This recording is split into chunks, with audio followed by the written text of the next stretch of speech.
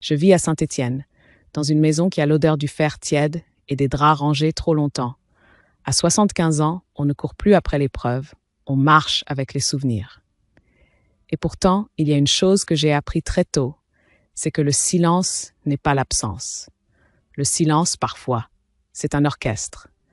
Un orchestre qu'une femme dirige seule, sans lever la baguette. On me croit calme, on me croit gentille, on me croit surtout fatiguée. C'est pratique. Les gens, même ceux qu'on aime, ont besoin de ranger les vieilles femmes dans une case, comme on range une nappe dans un tiroir. On tire, on replie, on oublie. Depuis la mort d'Auguste, mon mari, la maison s'est remplie de paroles que je n'avais jamais entendues. Les voisins, les cousins, les enfants, tous parlaient de lui comme d'un homme discret, fidèle, presque exemplaire. Et toujours, il finissait par lever les yeux vers le plafond en souriant. Et son grenier, son sanctuaire. Le grenier, la pièce tout en haut, la seule porte de cette maison que je n'ouvre plus. Mes enfants l'appellent le temple de l'amour. Mes petits-enfants disent que papy composait là-haut des musiques pour mamie. Ils le disent comme on récite une histoire rassurante, une de celles qui tiennent chaud quand on a peur du monde. Et moi, je hoche la tête. Je laisse faire. J'ai laissé faire pendant si longtemps que les mensonges ici ont pris la forme des objets. La clé, je la garde dans mon porte-monnaie, derrière une photo ancienne où je souris trop. Une petite clé lourde, froide, qui a la politesse de ne pas briller. Personne ne m'a jamais demandé pourquoi je la gardais. On suppose, on croit que c'est la douleur, que c'est la fidélité, que c'est la nostalgie. Les gens adorent les explications simples. Ce soir-là, pourtant, ce n'est pas un souvenir qui frappe à ma porte. C'est ma petite fille, Lise, 26 ans, une belle jeunesse, une joie qui d'habitude lui déborde des mains. Mais là, elle entre comme on tombe. Pas de manteau fermé, pas de sac bien tenu, les joues mouillées, les yeux gonflés, et cette respiration courte qu'on a quand on essaye de ne pas s'effondrer. Je n'ai pas besoin de poser de questions. Une grand-mère reconnaît le bruit d'une trahison, avant même qu'elle soit racontée. Elle s'assoit au bord de la chaise, comme si le meuble pouvait la trahir aussi. Elle se tord les doigts, et elle murmure sans me regarder. « Il m'a menti, mamie », sa voix se casse. Elle avale sa salive. Elle ajoute plus bas encore, « Je l'ai vu, je n'aurais pas dû voir, mais j'ai vu ». Il y a des phrases dans la vie qui ouvrent des portes qu'on croyait murées. Celle-là a réveillé en moi une fatigue ancienne, une fatigue qui ne fait pas mal, mais qui pèse, comme une couverture mouillée. Je lui apporte un verre d'eau. Je fais ce que font les femmes de ma génération quand la douleur arrive. Je m'occupe. Je pose le verre, je range un torchon qui n'avait pas besoin d'être rangé. Je frotte une tache imaginaire sur la table. Et pendant ce temps, je réfléchis. Lise relève enfin les yeux vers moi. Elle cherche une phrase qui la sauve. Elle croit que je vais lui dire de pardonner, ou de partir, ou de se venger. Elle croit qu'il existe une formule. Alors elle demande, la gorge serrée, « Toi, comment tu faisais pour survivre à ça ?» Je sens un frisson passer sous ma peau. Pas un frisson de peur, un frisson de décision. Parce qu'il y a des soirs où l'on comprend que protéger, ce n'est plus cacher. Protéger, parfois, c'est montrer au bon moment la vérité qui peut construire au lieu de détruire. Je me lève lentement, mes genoux protestent, mon dos aussi, mais ma main, elle, ne tremble pas. Je vais jusqu'au buffet, j'ouvre le tiroir où personne ne fouille. Je prends mon porte-monnaie, j'en sors la petite clé. Lise regarde le métal briller une seconde sous la lampe. Elle ne comprend pas, je ne lui explique pas, pas encore. Je lui dis seulement « Viens ». On monte l'escalier, marche après marche. L'air se refroidit, le silence se serre. Là-haut, au bout du couloir, la porte attend, avec sa serrure ancienne. On dirait une bouche fermée depuis des siècles. Je glisse la clé. Un déclic, sec, presque timide. Lise retient son souffle. Et moi, je me dis en silence qu'il ne faut jamais croire au silence d'une femme qui a traversé les tempêtes. Dans ce silence, il y a parfois toute une musique qui a hurlé longtemps, avant d'apprendre à se taire. La porte s'ouvre, et l'odeur du papier, du bois et des années nous tombe dessus, comme une vérité qui a patienté. La première chose que Lise voit, ce n'est pas le piano, c'est la poussière. Une poussière fine, presque dorée, qui flotte dans le halo de l'ampoule comme des cendres qui refusent de mourir. Elle reste immobile à l'entrée, comme si elle craignait que le moindre pas fasse s'écrouler quelque chose. Je passe devant elle. Je connais l'endroit par cœur, même si je n'y suis plus montée depuis longtemps. Le grenier est bas, plus bas qu'on ne l'imagine. Les poutres sont proches, comme si la maison ici avait appris à se taire aussi. L'air sent le bois chauffé l'été, et le papier ancien. Et cette pointe d'encre sèche qui vous donne envie de parler doucement. Sur la grande table, il y a des piles de partitions, des portées noircies de la main d'Auguste, des cahiers à couverture noire, des enveloppes ficelées, des rubans fanés, et sur un clou, un métronome pend comme une pendule sans heure. Lise murmure, presque malgré elle, on dirait un musée. Je ne réponds pas, parce que ce n'est pas un musée. Un musée expose. Ici, tout a été caché, et pas par honte, par maîtrise. Je m'avance vers le piano droit, il est contre le mur sous la pente du toit. Un vieux drap beige le recouvre soigneusement comme une promesse. Mes doigts attrapent le tissu. Lise retient son souffle. Je tire. Le drap glisse et le bois sombre apparaît, poli par les années. Les touches ivoires sont un peu jaunies, mais elles sont intactes. Je pose la main dessus, pas pour jouer tout de suite, juste pour sentir. Comme on pose la main sur un front pour vérifier que la fièvre est tombée. Lise fait un pas de plus. Ses yeux brillent malgré les larmes. Elle chuchote. Il écrivait ici, pour toi. Voilà, la phrase, la légende. Celle que toute la famille a construite autour de moi, comme une couverture. Une couverture trop courte qui laisse dépasser les pieds de la vérité. Je tourne la tête vers elle. Je la regarde longtemps. Je ne veux pas la casser, pas brutalement. Lise arrive avec son cœur déjà fendu. Je dois ouvrir sans achever de briser. Je lui dis « Assieds-toi ». Elle s'assoit sur une chaise bancale. Je prends un premier cahier au hasard. Enfin, au hasard. Non. Je choisis celui que je choisis toujours quand je veux que la réalité avance doucement. La couverture est usée sur les coins. Je le pose devant elle. Je pointe la date en haut à droite. Lise lit. Elle fronce les sourcils. Elle tourne une page, puis une autre. Elle s'arrête sur les titres. Elle sourit faiblement, comme si elle retrouvait une part d'espoir. C'est beau. Oui, c'est beau. Les mots sont beaux, les notes aussi. C'est ça le problème. La beauté est une cachette parfaite. Elle continue, puis son sourire se fige. Elle relève les yeux vers moi. Pourquoi? Il n'y a jamais ton prénom? Je laisse un silence. Un vrai. Un silence qui n'est pas une punition, mais une marche d'escalier. Je lui réponds très calmement, parce que ce n'était pas écrit pour moi. Le choc est visible, même si elle essaie de rester digne. Son corps se raidit. Elle baisse les yeux sur les pages comme si elle avait peur d'y lire autre chose encore. Elle avale sa salive. Non, ce n'est pas possible, mamie. Papy, je me rassois sur le tabouret du piano. Mes genoux grincent. Je respire lentement. Je ne cherche pas à convaincre. Je vais simplement lui faire entendre.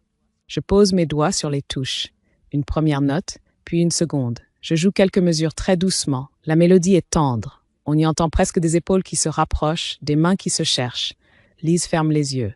Une larme tombe. Elle murmure « C'est si amoureux ». Je continue. Et là, sans prévenir, je change. Un demi-ton. Une infime inflexion. La cadence se transforme, comme si la musique tournait la tête. Comme si elle cessait de parler à quelqu'un d'invisible pour se mettre à parler à moi. Lise ouvre les yeux brusquement. « Qu'est-ce que tu as fait ?» Je ne réponds pas tout de suite.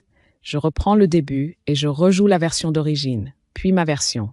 Original, retouché, 2 fois, 3 fois. Une différence minuscule, mais irréversible. Lise me regarde comme on regarde une magicienne ou une criminelle.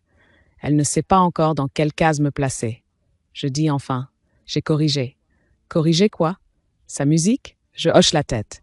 Un silence énorme tombe entre nous. Il y a dans ce silence toute la vie d'une femme qu'on n'a jamais interrogée. Lise se lève, elle marche jusqu'à la table. Elle prend une autre partition. Ses mains tremblent. Elle lit les annotations. Elle remarque l'encre différente par endroits, la pression du stylo, plus ferme, plus lente. Ce n'est pas lui. Non, sa voix se casse. C'est toi. Je ferme les yeux une seconde. Je respire. Et je dis, d'une voix que je veux douce mais tranchante. Oui, c'est moi. Depuis 40 ans. Lise recule d'un pas, comme si elle venait d'entrer dans une histoire qui dépasse la sienne. Comme si sa trahison d'aujourd'hui venait de rencontrer une trahison plus ancienne, plus profonde et surtout plus silencieuse. Elle chuchote « Mais pourquoi? Tu n'as jamais rien dit ?»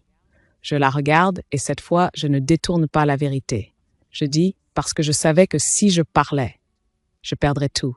Lui, moi, l'image, la paix. Et parce que je ne voulais pas qu'on me vole aussi mon dernier pouvoir. Je pose la main sur le piano. Mon pouvoir, c'était d'écrire la fin, pas de crier le début. Et au fond du grenier, les enveloppes ficelées semblent nous écouter, comme si elles attendaient, depuis des décennies, que quelqu'un enfin ose demander. À qui ces notes étaient vraiment destinées? Je n'ai pas tout raconté à Lise ce soir-là, pas tout d'un bloc. La vérité, quand elle arrive trop vite, peut tuer ce qu'elle est censée sauver. Je l'ai appris à mes dépens, il y a 40 ans, un dimanche de janvier où Saint-Étienne semblait recouverte d'une suie invisible, comme si même le ciel avait décidé de se taire. J'avais 35 ans. Les enfants étaient encore petits. La maison vivait au rythme des repas, des bains, des cartables et de la fatigue. Auguste montait chaque soir travailler au grenier. Il disait cela avec une modestie qui sonnait comme de la vertu. Je travaille. Comme si la musique était une usine, comme si l'amour se fabriquait à heure fixe. Je le croyais. Ou plutôt, je voulais le croire. C'est différent. Ce jour-là, il était parti tôt, prétextant une répétition. J'avais lavé les draps. Je m'étais battue avec une housse de couette, seule dans la cuisine, et j'avais ri bêtement en pensant que la vie, au fond, c'était ça. Des petites batailles sans témoin. Puis, en remontant le linge, j'ai senti un courant d'air étrange dans le couloir du haut. Une odeur de tabac froid, de papier et quelque chose d'autre. Une présence. La porte du grenier était fermée, comme toujours. Mais au pied, sur le parquet, j'ai vu une enveloppe, sans timbre, sans adresse, comme une chose tombée d'une poche ou glissée exprès. Elle était coincée contre la plinthe, comme si elle avait essayé de se cacher. Je me suis accroupie. J'ai reconnu l'écriture d'Auguste. Ce tracé nerveux, précis, qui ne ressemblait pas à sa façon d'écrire les listes de courses. Là, il y avait une impatience, une fièvre. Je n'ai pas ouvert tout de suite. Je suis restée là, l'enveloppe dans la main. Et j'ai senti, je te jure, une seconde de paix, juste avant l'orage. Cette seconde où l'on pourrait encore remonter le courrier, préparer le café, faire semblant et rester intact. Puis j'ai ouvert. Je n'entrerai pas dans les détails. Pas parce que je veux faire la mystérieuse, mais parce qu'il y a des mots qui, une fois prononcés, ne sortent plus de la bouche. Ils restent accrochés aux dents, ils empoisonnent la salive. Et moi, j'ai vécu trop longtemps avec le goût du poison pour avoir envie de le resservir. Mais je peux dire l'essentiel. Ce n'était pas une lettre pour une femme. Le prénom, au milieu des phrases, était un prénom d'homme, répété, caressé, comme une note qu'on tient trop longtemps parce qu'on en a besoin pour respirer.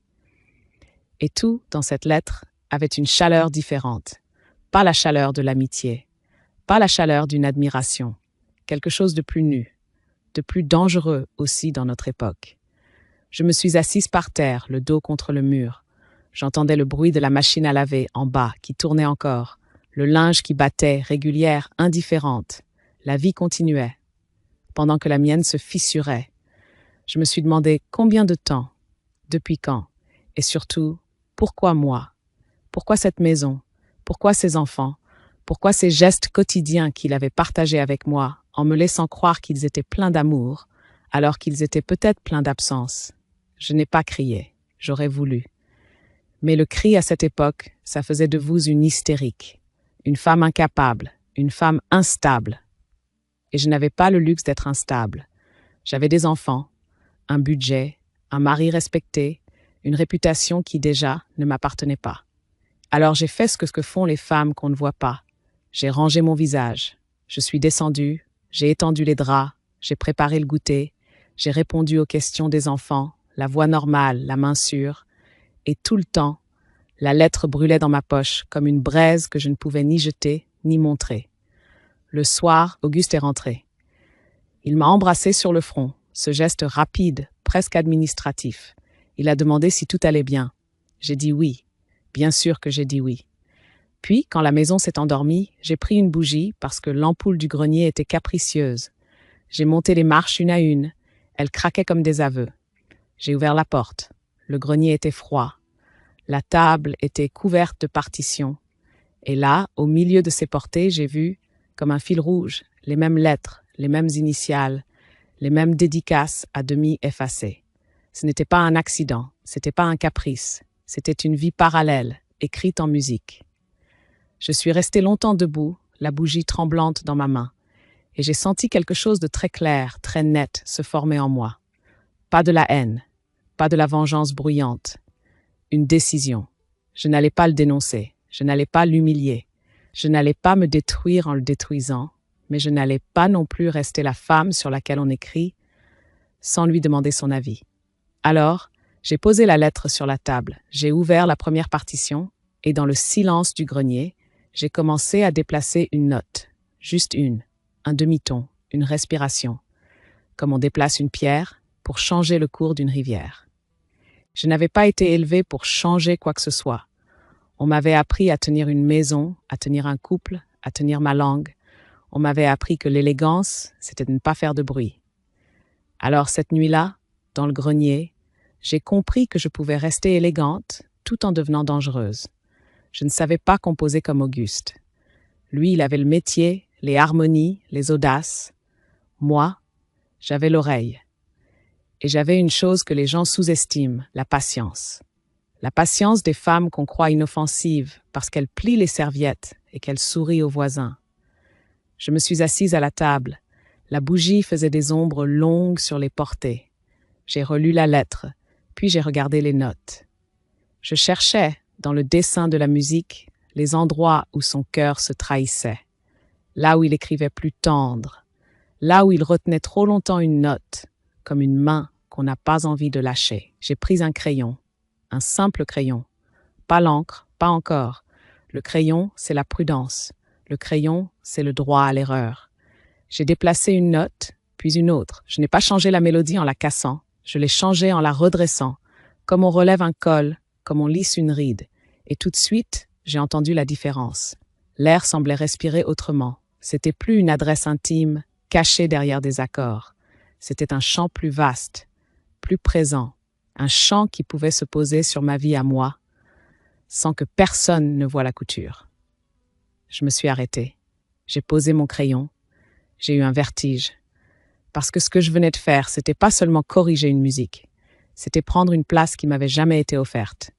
C'était dire, je suis là. Je suis dans la partition, même si tu ne l'as pas écrit. Je suis restée longtemps, immobile, à écouter le silence après les notes. Il y avait quelque chose de presque indécent à ce pouvoir. On m'avait toujours dit que le pouvoir, c'était masculin, bruyant, extérieur. Et voilà qu'il existait un pouvoir féminin, discret, intérieur, un pouvoir d'aiguille et de fil, qui répare et transforme sans casser. Les jours suivants, j'ai recommencé, pas en cachette totale. Auguste montait au grenier le soir. Moi, j'y montais la nuit, quand tout dormait. J'ai appris à marcher sans faire grincer les marches. J'ai appris à respirer doucement. J'ai appris à ranger exactement comme il rangeait, pour qu'aucun objet ne trahisse mon passage. Je travaillais morceau après morceau. Une demi-heure, 1 heure. Parfois 2, quand je sentais que mon cœur allait éclater si je redescendais trop tôt. Je ne changeais pas tout. Je laissais des traces, des ombres, parce que j'avais besoin de sentir la vérité, moi aussi. Mais je transformais le centre, le noyau. Je redirigeais la lumière. Au bout de quelques semaines, j'ai pris l'encre. Là, c'était autre chose. L'encre, c'est une décision. L'encre, c'est un choix qu'on ne gomme pas. Je recopiais au propre mes versions, avec une écriture plus lente que la sienne, plus ronde. Par endroits, je laissais sa notation. Par endroits, je mettais la mienne. 2 mains sur une même page, 2 vies sur une même musique. Et le plus étrange, c'est que je ne me sentais pas voleuse. Je me sentais vivante. Je n'ai jamais cherché à gagner contre lui. Je cherchais à ne pas perdre contre moi-même, à ne pas me dissoudre dans une histoire où j'étais seulement la femme qui attendait en bas, pendant que l'homme aimait ailleurs en haut. Alors j'ai continué, et sans le savoir encore, j'étais en train de faire plus qu'une vengeance silencieuse. J'étais en train d'écrire une légende acceptable pour le monde, et une vérité supportable pour moi. Les années ont passé comme passent les saisons dans une ville comme Saint-Étienne, sans éclat, mais avec une obstination tranquille. On a eu des hivers qui collaient aux vitres, des étés où la poussière du grenier sentait la paille chaude. Les enfants ont grandi, les factures ont continué d'arriver, les repas ont continué d'être servis, et moi, je suis devenue une femme double, sans que personne ne s'en doute. En bas, j'étais l'épouse, la mère. Celle qui disait oui, bien sûr, et ne t'inquiète pas, et on verra. Celle qu'on remercie parce qu'elle tient le monde ensemble comme un fil invisible. Là-haut, j'étais autre chose. Une main dans la nuit, une oreille qui écoute. Une femme qui déplace des notes comme on déplace des pièces sur un échiquier, sans jamais retourner le plateau. Je ne sais pas exactement quand j'ai cessé d'avoir mal.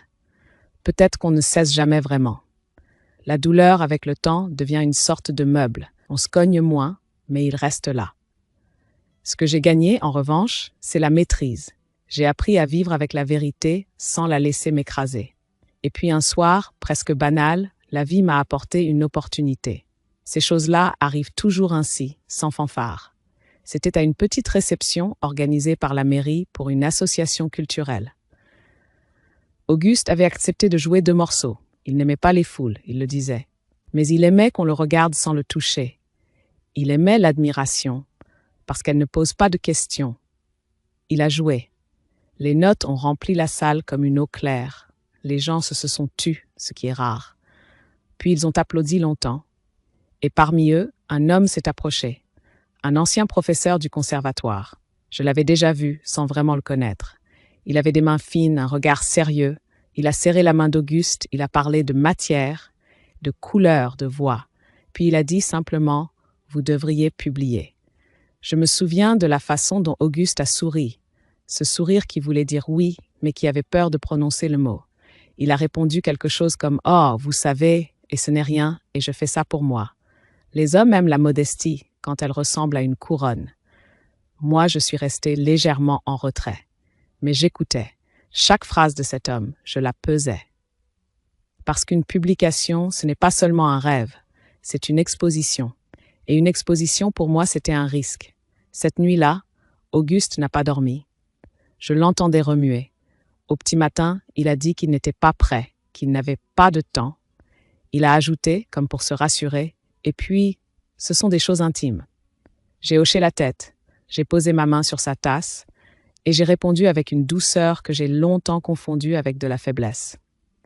Justement, si tu veux que ça existe, il faut que ce soit bien protégé.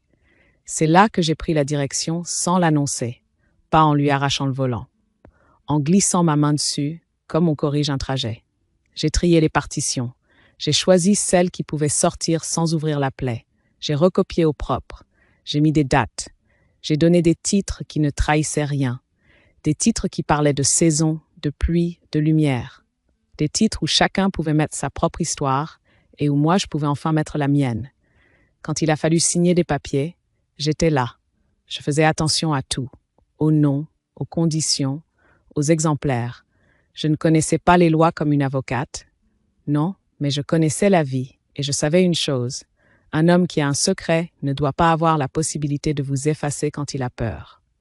Alors j'ai veillé.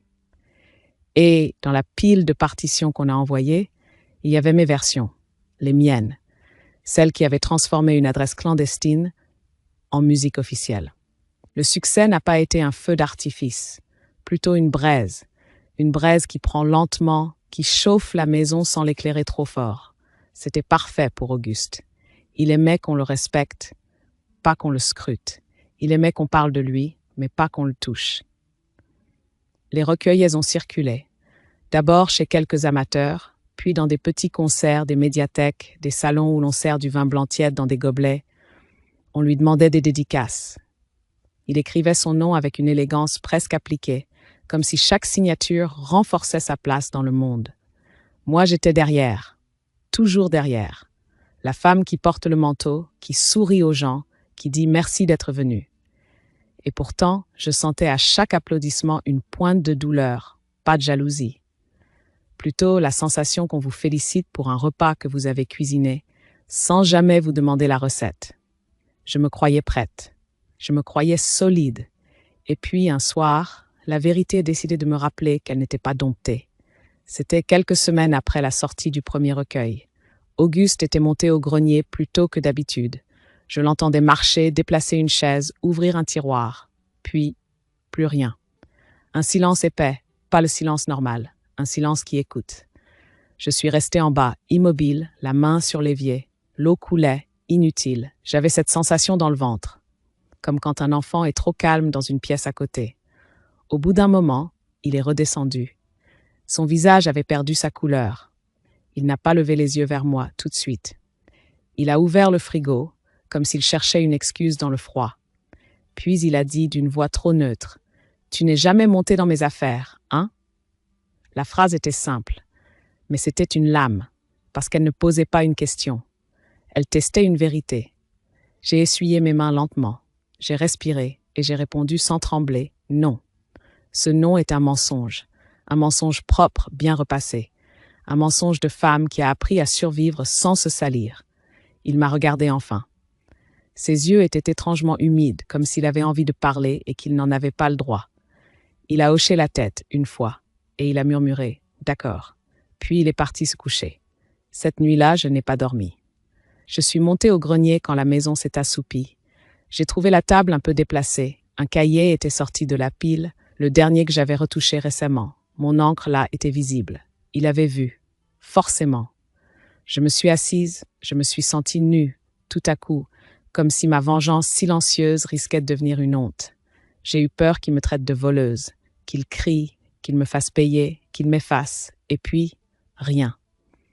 Les jours suivants, il n'a rien dit, pas un reproche, pas un regard accusateur, pas une phrase. Il continuait à travailler, à jouer, à signer. Il me parlait des choses ordinaires, le pain, la voiture, les enfants. Mais quelque chose avait changé. Je le sentais à de minuscules détails. Il montait moins longtemps au grenier. Il laissait parfois la porte entr'ouverte. Il ne s'énervait plus quand j'y rangeais un carton, comme si soudain le lieu n'était plus seulement à lui. Un soir, il a posé sa main sur mon épaule en passant derrière moi. Un geste bref, maladroit. Il a dit « C'est bien ce que tu fais pour la musique ». Il a ajouté plus bas, presque inaudible « Pour nous ». Je n'ai pas répondu, pas parce que j'étais heureuse, pas parce que j'étais en paix, mais parce que j'ai compris à cet instant qu'il avait choisi une forme de lâcheté encore plus raffinée. Laisser faire, pour ne pas avoir à avouer. Cela m'a donné une liberté étrange et une responsabilité. Car si lui acceptait de détourner le regard, alors c'était moi désormais qui tenais le fil, et je devais décider jusqu'où j'irais, sans tout détruire, sans me détruire. Après ce pour nous, j'ai vécu plusieurs semaines dans une sorte de brouillard. Pas un brouillard triste, un brouillard vigilant, comme si je marchais sur une route gelée, à petits pas, en surveillant chaque souffle. Auguste ne parlait toujours pas, mais il ne cherchait plus non plus à verrouiller son monde. Il me laissait, sans le dire, l'espace que j'avais pris. Et c'est là que j'ai compris quelque chose de dur, quelque chose que je n'aurais pas osé penser auparavant. Il avait besoin de mon silence autant que j'avais besoin de ma maîtrise. Mon secret le protégeait, oui, mais il me protégeait moi aussi d'une certaine manière. Nous étions liés par une vérité qu'aucun de nous n'avait le courage de prononcer. Les années ont filé, les enfants ont quitté la maison, les cheveux d'Auguste ont blanchi, les miens aussi. Nous sommes devenus un vieux couple aux yeux des autres, un de ces couples qu'on cite en exemple parce qu'ils ont tenu. Les gens aiment les couples qui tiennent, ils se demandent rarement à quel prix. Quand Auguste est tombé malade, ça a été rapide.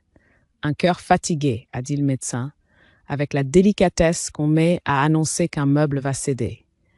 Il a eu des journées où il était lui-même, et d'autres où il flottait loin, comme s'il avait déjà commencé à quitter la pièce. Je l'ai accompagné. Je lui ai donné des médicaments. Je l'ai aidé à s'asseoir. Je lui ai tenu la main quand il tremblait. Il me regardait parfois avec une tendresse inattendue, comme si à la fin il voyait enfin la femme que j'avais été, pas seulement la fonction. Et pourtant, même là, il ne m'a jamais dit la vérité. Il n'a jamais prononcé ce prénom d'homme. Il n'a jamais dit pardon. Il n'a jamais dit j'ai eu peur. Rien. J'ai accepté. Pas par sainteté, par lucidité. Je savais que je ne l'obtiendrais pas. Et je ne voulais pas que sa mort soit un tribunal. Je ne voulais pas que notre fin ressemble à un procès. Le jour où il est parti, la maison a eu un silence étrange, un silence moins dense que d'habitude, comme si quelque chose, enfin, avait cessé de retenir son souffle. Les enfants sont venus, les proches aussi, on a pleuré, on a raconté les anecdotes, on a parlé de ces musiques comme d'une preuve d'amour. J'ai laissé les phrases passer au-dessus de moi, comme passent les oiseaux. Le soir, quand tout le monde est reparti, je suis montée au grenier. J'avais le droit, maintenant. Le droit officiel des veuves. On vous accorde la clé, on vous accorde la tristesse, on vous accorde le rôle. J'ai refermé la porte derrière moi, j'ai allumé la lampe, j'ai regardé la table, les cahiers, le piano. J'ai posé la main sur le bois, là où mes doigts avaient tant travaillé dans l'ombre. Et pour la première fois depuis longtemps, j'ai pleuré. Pas une grande crise. Non. Des larmes calmes qui sortent sans bruit comme si mon corps les avait économisées pendant des décennies. Dans un tiroir, j'ai retrouvé un petit cahier que je n'avais jamais ouvert. Une couverture bleue, presque enfantine. À l'intérieur, une phrase, écrite d'une main moins sûre que d'habitude. « Si un jour tu sais, pardonne-moi. » Je suis restée figée. Cette phrase n'avait pas mon prénom, mais elle avait ma place. Et elle me frappait autrement que toutes les lettres d'amour clandestines, parce qu'elle reconnaissait enfin mon existence dans l'histoire. Je n'ai pas répondu à cette phrase, je ne parle pas aux morts, mais je l'ai rangée à part, dans une boîte, comme on met à l'abri un objet fragile. Puis j'ai pris une décision. Le grenier resterait fermé, pas pour préserver sa légende, pas pour protéger sa réputation, pas même pour protéger la famille, pour protéger ma paix. Je savais que si j'ouvrais trop tôt, on transformerait mon silence en spectacle. On ferait de moi une vieille femme trompée, pitoyable ou héroïque, selon les goûts. On choisirait des mots à ma place. Et moi, je refusais qu'on me vole encore une fois la fin de l'histoire. Alors j'ai gardé la clé. Les années suivantes, mes enfants ont parlé de vendre la maison, de rénover, de faire de la place. Ils disaient « on n'a pas besoin de tout ça ». Je leur répondais tranquillement « cette pièce ne se discute pas ». Ils pensaient que j'étais têtue. Ils ne comprenaient pas que je gardais là-haut, non pas un souvenir, mais une vérité sous-scellée. Et puis Lise a grandi. Elle est devenue une femme dans un monde où l'on dit tout, où l'on expose tout, où l'on confond souvent justice et humiliation. Je la regardais avancer, aimer, rêver, et je me demandais parfois si elle aurait la force d'une nuance. Jusqu'à ce soir. Ce soir où elle a frappé à ma porte, brisée, et où j'ai compris que mon grenier n'était plus seulement mon secret. C'était peut-être un héritage de silence et de musique. Quand Lise a fini de parler, dans ma cuisine, ce soir-là, il y a eu un moment où je n'ai entendu que le tic-tac de l'horloge, comme si la maison, elle aussi, cherchait ses mots. Elle venait d'être trahie, oui, mais ce que j'entendais derrière sa peine, c'était autre chose. Une impatience, le besoin de faire payer, le besoin de casser une porte pour se prouver qu'on existe encore. Je l'ai reconnue, cette impatience. À 35 ans, je l'avais eue aussi, mais je l'avais avalée. Lise, elle, la portait au bord des lèvres. Dans le grenier, elle tournait autour de la table comme on tourne autour d'un feu. Elle touchait les partitions, les cahiers, les rubans, avec une précaution qui ressemblait à de la peur. Et puis, d'un coup, elle s'est retournée vers moi, les joues encore mouillées. « Pourquoi tu n'as jamais tout dit? Pourquoi tu ne l'as pas humilié? Pourquoi? Tu n'as pas détruit tout ça? » Sa voix s'est brisée sur le mot « détruit », comme si elle voulait que la destruction lui serve de pansement. Je me suis assise au tabouret du piano, j'ai posé mes mains sur mes genoux, j'ai regardé mes doigts, ces doigts qui avaient tant écrit dans l'ombre, qui avaient tant effacé sans qu'on les remercie. Et je lui ai répondu doucement, « Parce que détruire, Lise, c'est facile. » Elle a froncé les sourcils. Je l'ai vue lutter contre l'envie de me contredire. Alors j'ai continué. Déchirer une lettre, brûler des pages, casser un piano, c'est un geste de colère. Ça fait du bruit, ça rassure pendant une minute, mais après il ne reste que le vide.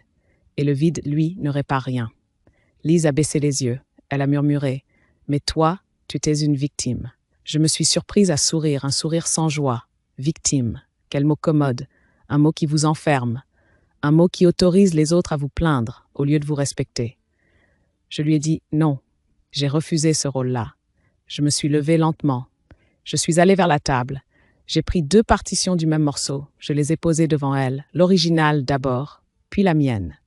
Regarde, et je dis, elle a lu, elle a reconnu les différences. Elle a vu les demi-tons déplacés, les respirations changées, les petites corrections qui, mises bout à bout, faisaient basculer l'intention. Elle a levé les yeux, incrédule. Tu as réécrit son amour. J'ai répondu, j'ai réécrit l'histoire, pour ne pas que l'histoire m'écrase. Et là, sans que je l'aie prévu, une émotion a traversé son visage. Pas seulement de la compassion, une forme de respect nouveau. Comme si elle découvrait que la force ne se mesure pas à la violence du geste, mais à la durée du combat. Je lui ai montré la boîte bleue, celle qui était sous la table, enveloppée dans un tissu, comme un enfant qu'on cache sous un manteau. Je l'ai posée entre nous. Lise a posé sa main dessus. Elle a hésité. Qu'est-ce qu'il y a dedans? Je l'ai regardée droit dans les yeux. Les vérités que je n'ai jamais brûlées. Elle a voulu l'ouvrir tout de suite. Je l'ai arrêtée d'un geste. Pas encore. Elle a soupiré, frustrée, presque en colère. Alors j'ai fait ce que je fais rarement. J'ai expliqué un peu. Je lui ai dit que je n'avais pas détruit parce que je ne voulais pas mentir à moi-même. Que je n'avais pas exposé parce que je ne voulais pas transformer mon amour en spectacle. Et que, dans ce pays, dans notre génération, le regard des autres pouvait tuer plus sûrement qu'une trahison. Lise a murmuré, « Mais tu l'as protégée. » Je me suis approchée. Je lui ai pris la main. Elle était froide. Je lui ai dit très lentement, « Je l'ai protégée, oui. Mais surtout, je me suis protégée. Parce que si je m'étais vengée en humiliant, j'aurais vécu toute ma vie dans la posture de celle qu'on a trompée. Moi, je voulais vivre dans la posture de celle qui choisit. » Elle a respiré fort. Une larme est tombée sur les partitions. Et c'est là que j'ai compris que je ne pouvais plus lui laisser seulement des leçons. Je devais lui laisser un outil. Je me suis assise au piano. J'ai joué très doucement la version originale, puis la mienne. Puis j'ai laissé un espace. Je lui ai dit « Assieds-toi, choisis une note, une seule, et change-la pour toi. » Lise a approché ses doigts des touches. Elle tremblait. Ce n'était plus la rage qui tremblait en elle, c'était la possibilité. Et dans ce grenier où j'avais tant retenu mon souffle, j'ai senti pour la première fois l'air entrer, comme une promesse. Lise s'est assise devant le clavier comme on s'assoit devant un miroir qu'on n'a jamais osé regarder. Ses mains étaient trop jeunes pour trembler autant. Je les ai vues hésiter au-dessus des touches, comme si chaque note pouvait la trahir elle aussi. Je n'ai rien dit. Je lui ai laissé le temps. Le temps, c'est la vraie tendresse. Elle a joué une phrase, maladroite d'abord, puis plus sûre, ma version, celle que le monde avait applaudie en croyant entendre un amour simple. La mélodie a rempli le grenier, et j'ai senti la vieille douleur remonter, pas comme une morsure, plutôt comme une vague qu'on reconnaît, qu'on laisse passer sans se noyer. Lise s'est arrêtée. Elle a relevé la tête vers moi, les yeux rouges, et si je le confronte, si je lui montre tout, si je fais exploser sa vie, elle parlait de son compagnon, évidemment. Mais je savais qu'elle parlait aussi de mon mari. Les jeunes aiment les explosions. Ils confondent souvent la lumière du feu avec la lumière de la justice. Je me suis approchée derrière elle. J'ai posé ma main sur son épaule. Très léger, juste assez pour qu'elle sente qu'elle n'était pas seule. Je lui ai murmuré « Tu veux qu'il souffre ou tu veux que tu guérisses ?» Elle a fermé les yeux, comme si la question la frappait physiquement. Elle a murmuré « Je ne sais plus ». Alors j'ai pris le dernier carnet, celui que je n'avais jamais montré, celui que je gardais à part, enveloppé dans un vieux foulard. Je l'ai posé sur la table, devant elle, avec une lenteur presque cérémonieuse. Pas pour faire du théâtre, pour respecter ce que j'étais sur le point de faire, ouvrir une porte encore plus lourde que celle du grenier. Lise a caressé la couverture. Elle a reconnu l'écriture d'Auguste, plus irrégulière, plus fatiguée. Elle a ouvert. Les premières lignes l'ont figée. Je voyais, à son visage, qu'elle lisait quelque chose qui ne rentrait dans aucune case. Ses lèvres ont bougé sans voix. Puis elle s'est arrêtée net, comme si elle avait touché une brûlure. Elle a levé les yeux, incrédule. Il savait. Je me suis assise en face d'elle, j'ai respiré, et j'ai dit « Oui ». Lise a baissé les yeux, relisant la phrase. Une phrase simple, presque lâche, mais irréfutable. Il y écrivait qu'il avait remarqué les changements, qu'il avait senti la musique se déplacer et qu'il m'avait laissé faire. Comme on laisse quelqu'un porter une valise trop lourde parce qu'on n'a pas le courage de la reprendre. Lise a murmuré « Mais pourquoi il n'a rien dit ?» Je n'ai pas cherché à l'excuser. Je n'ai pas cherché non plus à le condamner. Je me suis contentée de la vérité la plus froide, parce qu'il avait peur. Peur de lui-même, peur du regard des autres, peur que tout s'effondre s'il prononçait le bon mot. Elle a tourné la page, et là, Ses épaules se sont affaissées. Elle a lu une confession plus trouble, une fatigue, une vie entière tenue par des mensonges soigneusement repassés. Il parlait de moi sans me nommer. Il parlait de sa culpabilité, comme d'un vêtement qu'il n'arrivait plus à enlever. Lise a commencé à pleurer autrement. Ce n'était plus la colère. Ce n'était même plus la peine de son couple à elle. C'était un chagrin plus large, un chagrin de génération. Un chagrin pour les vies abîmées par la peur. Je lui ai dit doucement, « Tu vois, ce n'est pas une histoire simple. Ce n'est jamais simple. » Elle a essuyé ses larmes du revers de la main, comme une enfant. Puis elle a soufflé, la voix cassée. « Et toi, tu lui as pardonné ?» La question a traversé mon corps comme un courant d'air froid. J'ai senti toutes ces nuits au grenier, toutes ces notes déplacées, tous ces silences avalés. Je n'ai pas répondu oui, je n'ai pas répondu non. J'ai dit je me suis pardonnée, d'abord. Lise a cligné des yeux, surprise. Je lui ai expliqué lentement que pardonner à un autre, c'est parfois un luxe. Mais se pardonner à soi, c'est une nécessité. Que je m'étais pardonné d'être restée, pardonné d'avoir aimé malgré la trahison, pardonné d'avoir eu peur, moi aussi, de perdre ma vie en la cassant. Elle a respiré fort. Puis elle a demandé très bas, « Et si je ne veux pas rester ?» Je l'ai regardée. Je l'ai vue, enfin, au bord d'un choix. Je lui ai répondu, « Alors ne reste pas, mais pars comme une autrice, pas comme une victime. » Et en disant ça, j'ai glissé mon doigt sur la dernière page du carnet, là où depuis 40 ans une petite chose attendait. Une adresse, un nom, un lieu. Lise a suivi mon geste. Elle a blêmi. Elle a chuchoté, « C'est lui, l'autre ?» Le grenier s'est rempli d'un silence tellement dense qu'on aurait pu croire qu'il allait tomber du plafond. Et moi, pour la première fois, j'ai compris que mon secret n'était plus seulement une musique. C'était une porte. Une porte qui, si on l'ouvrait, pouvait faire entrer autre chose que de l'air. La vérité entière. Je n'ai pas détourné les yeux quand Lise a fixé l'adresse. À mon âge, on ne fuit plus ce qui a déjà vécu trop longtemps dans l'ombre. Je l'ai laissé lire. Je l'ai laissé imaginer. Puis je lui ai repris doucement le carnet des mains, comme on retire un objet trop lourd à quelqu'un qui n'a pas encore décidé quoi en faire. Je lui ai dit sans dureté, je n'y suis jamais allée. Elle m'a regardée, surprise. Jamais? Jamais. Parce que certaines portes, quand on les ouvre trop tard, ne donnent pas la paix. Elles donnent du bruit. Et je n'ai jamais voulu du bruit. Elle s'est levée, a fait quelques pas dans le grenier. Elle avait ce regard que je connais bien maintenant, ce regard des femmes qui veulent une conclusion nette, une scène finale, une vérité qu'on pose sur la table comme un jugement. Je l'ai laissé tourner. J'ai laissé la jeunesse faire son tour complet. Puis je me suis levée, moi aussi, lentement. J'ai posé ma main sur le piano. « Tu crois que savoir qui il était changerait quoi pour toi ?» ai-je demandé. Elle a ouvert la bouche. Elle l'a refermée. Elle a haussé les épaules, désemparée. Je ne sais pas. Peut-être comprendre. J'ai secoué la tête. Comprendre ne vient pas toujours de la confrontation. Parfois, comprendre vient de ce qu'on décide de ne pas porter. Je lui ai expliqué que cet homme, où qu'il soit, appartenait à une époque qui n'avait pas su faire mieux. Que le retrouver aujourd'hui ne réparerait ni mon mariage, ni son mensonge, ni sa peur. Que la vérité entière, parfois, n'est pas une libération, mais un fardeau supplémentaire. Elle s'est approchée de moi. Elle m'a demandé d'une voix presque enfantine, « Et si c'était moi, mamie? Si c'était ma vie à moi ?» Je l'ai regardée longtemps. J'ai vu sa douleur, mais j'ai vu aussi sa force, encore brute, encore maladroite. Je lui ai répondu, « Alors tu feras ce que je n'ai pas fait. Ou tu feras comme moi. Ce sera ton choix, pas une réaction.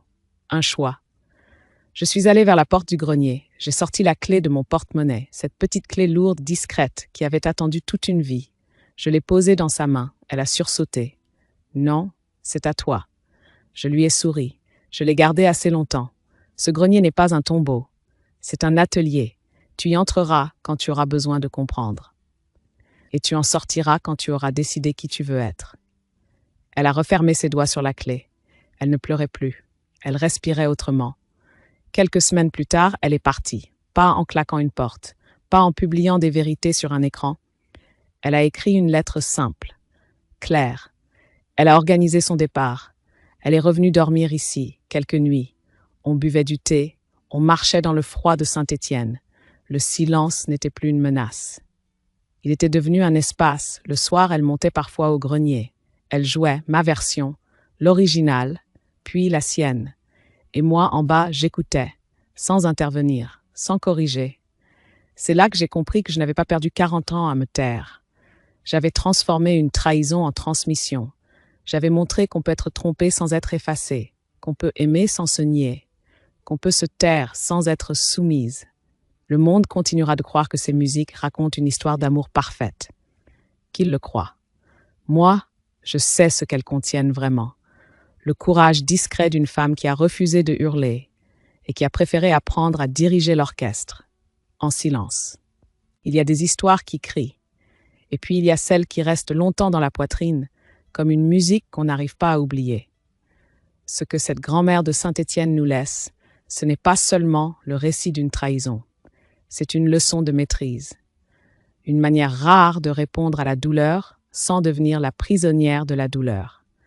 Elle n'a pas choisi la vengeance qui humilie, elle a choisi la force qui réécrit, qui transforme, qui transmet. Elle a prouvé qu'on peut être blessé sans se réduire au rôle de victime, qu'on peut garder sa dignité sans nier la vérité. Et surtout, qu'un silence n'est pas forcément une capitulation. Parfois, c'est une stratégie. Parfois, c'est une protection. Parfois, c'est l'endroit exact où une femme prépare sa renaissance. Et vous, si vous aviez découvert un secret aussi lourd, qu'auriez-vous fait?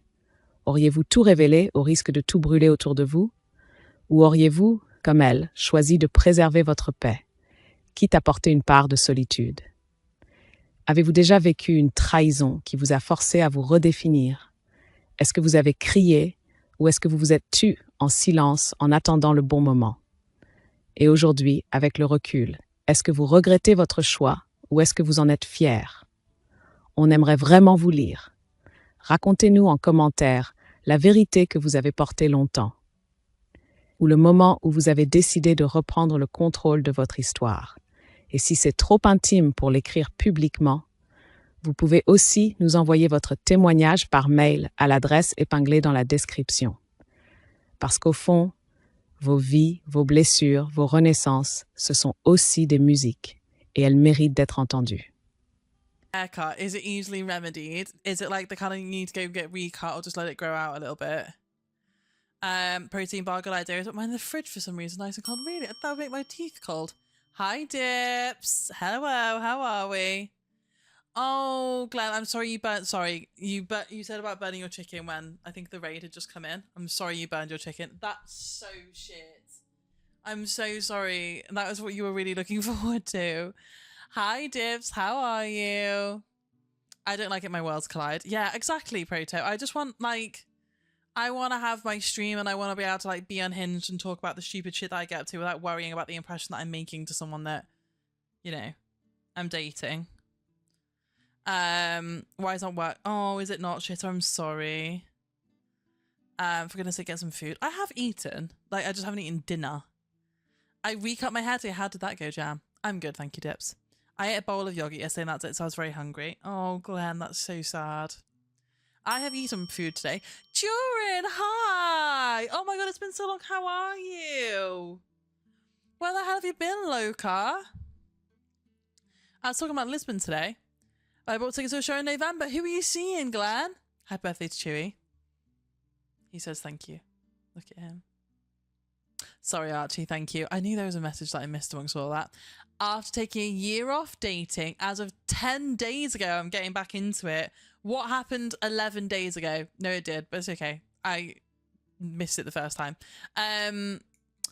What happened 11 days ago that got you to start dating again, Archie?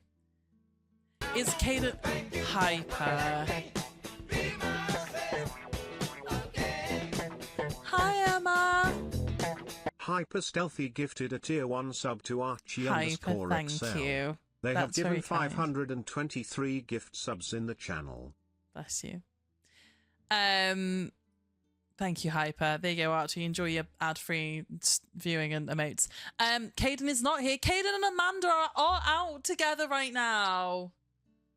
In fact, I'm going to find my friends and see if I can see them together on the map. Oh, it's going to make me sad. Wait, Their locations aren't updating.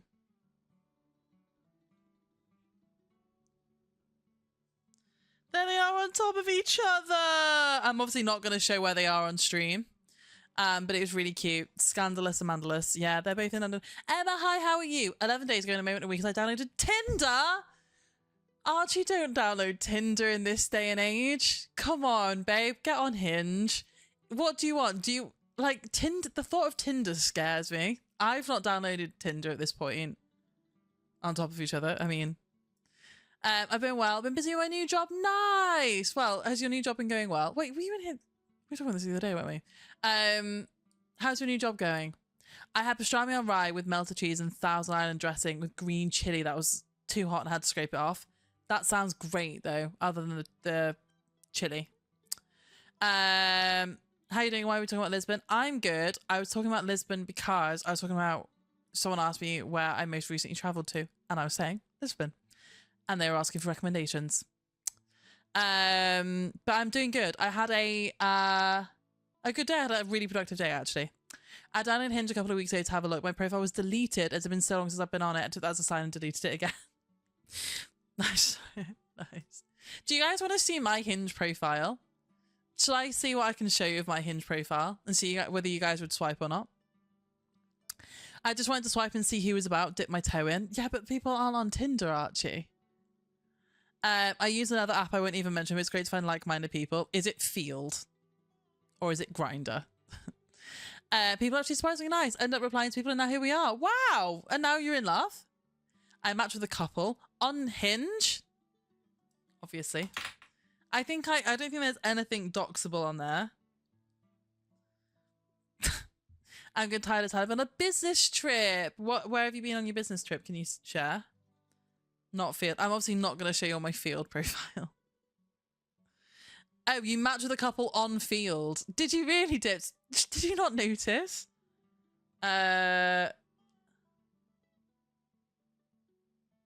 Okay, yeah, this is shareable. Okay, this is vulnerable. I should have made you give. I should have done a like a sub goal or something for this. Okay, my first picture, guys. This is shameless. I'm not looking for my husband on a dating app right now.